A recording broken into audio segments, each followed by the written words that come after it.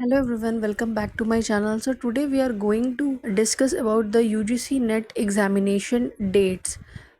Many aspirants are worried about when will the exam will happen. Is it going to be postponed? What is the exact date? Will it be on time or not? So let's discuss and clarify all the doubts and confusion related to the examination. So this is the actual notification released by NTA, and let's see what is the dates. Now see this notification, the public notice which is released on 16th of April. This time it was for submission of online application form. As you all know that it is 16 to 7th of May and last date of examination fee is 8th May. Correction in the particulars is 9th to 10th May.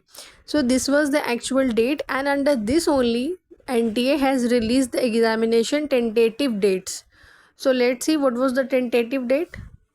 So see this, it is already written the date of examination. If you can see, tentative is 21st June to 30th June 2025, and center, date and shift as indicated on admit card. So this is the tentative date, and there is no further notice released by NTA any such. So you have to keep in mind that your preparation will be done according to this date only, keeping in mind this date only. If there is any further extension, the NTA website will let you know, but as of now there is no sense of extension. So please do prepare your examination likewise, and if there will be any further extension I will let you know by creating one video on that.